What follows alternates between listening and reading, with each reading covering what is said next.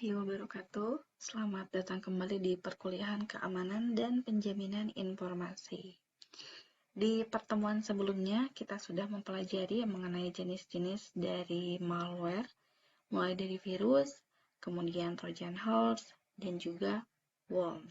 Nah, pada pertemuan kali ini, kita masih akan membahas mengenai malware, ya. Tapi untuk pertemuan sekarang yang dibahas yaitu mengenai spyware, kemudian adware, dan juga spam. Ya, selain itu kita juga akan belajar tentang bagaimana cara mengatasi ketiga malware tersebut. Oke, kita mulai dari spyware terlebih dahulu. Apa itu spyware? Ya. Nah, spyware ini merupakan software yang berbahaya ya, yang dirancang untuk melacak dan mengumpulkan informasi tanpa izin atau pengetahuan si pengguna ya.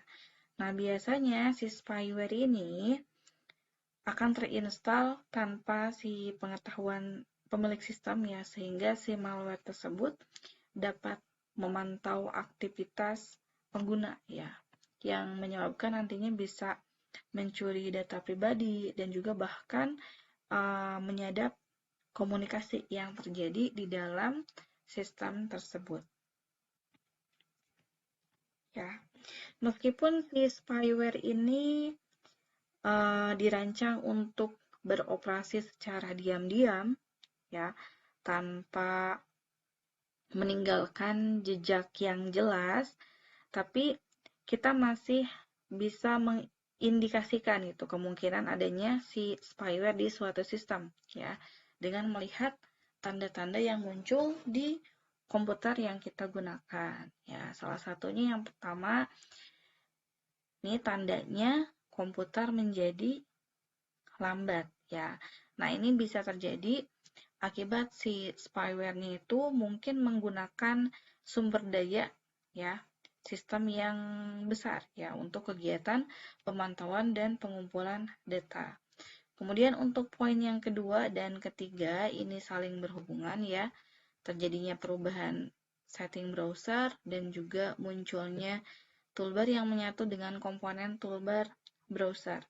Nah, ini maksudnya di sini adalah terjadi perubahan setting pada si browsernya ya, secara tiba-tiba itu tanpa persetujuan si pengguna. Jadi bukan si pengguna yang mengubah settingannya. Contohnya seperti apa? Misalkan halaman awal defaultnya yang berubah si browser itu, kemudian pada saat kita buka browser muncul add-ons yang tidak dikenal atau bahkan juga terjadi perubahan dalam pengaturan security-nya ya. Kemudian juga ada aktivitas mencurigakan dan juga munculnya banyak pop-up iklan ya, yang tidak biasa atau tidak diinginkan. Ini juga termasuk ke dalam tanda-tanda adanya spyware di suatu sistem. Nah, kemudian ini contoh dari tanda-tanda adanya spyware ya di suatu komputer, yang harusnya pada saat kalian klik browser itu langsung muncul ke pencarian, tapi ini malah jadi muncul banyak pop-up iklan ya. Ya, jadi sama halnya seperti virus, si spyware juga ini bisa menyebar melalui berbagai metode penularan. Ya, contohnya di sini yang pertama, si spyware ini bisa menyebar dengan mengelabui pemakai internet. Ya, misalnya si spyware-nya itu disisipkan di iklan ya ataupun web yang tampaknya nggak berbahaya gitu.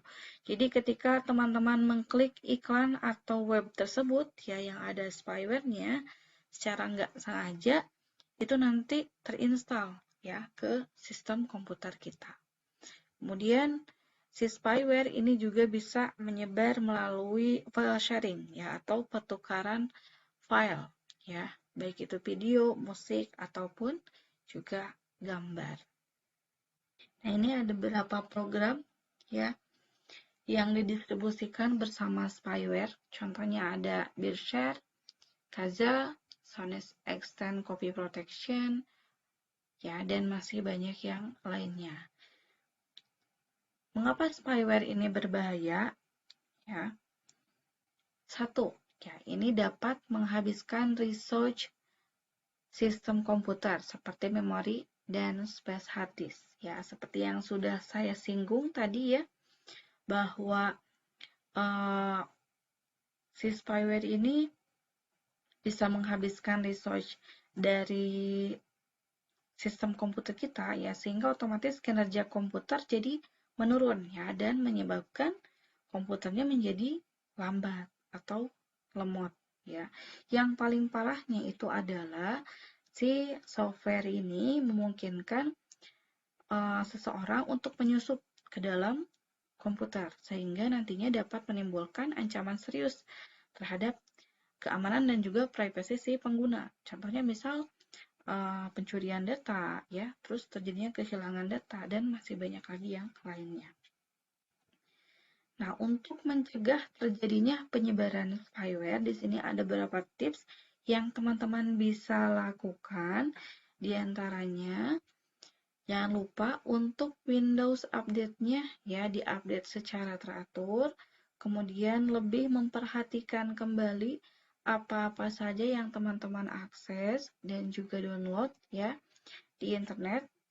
Ya, jika ingin menginstal suatu software, pastikan itu si softwarenya diperoleh dari sumber yang jelas ya, atau web resminya. Nah, ini ada kebiasaan yang baik dalam browsing internet. Tadi kaitannya hampir sama seperti mencegah penyebaran spyware. Kemudian tambahannya ya, untuk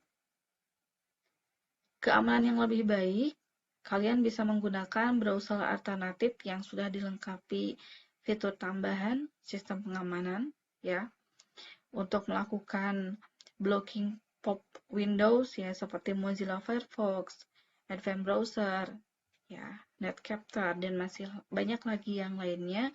Kemudian juga bisa gunakan nih teman-teman program anti spyware ya, seperti contohnya Spyware Doctor, Norton, ya, dan sebagainya.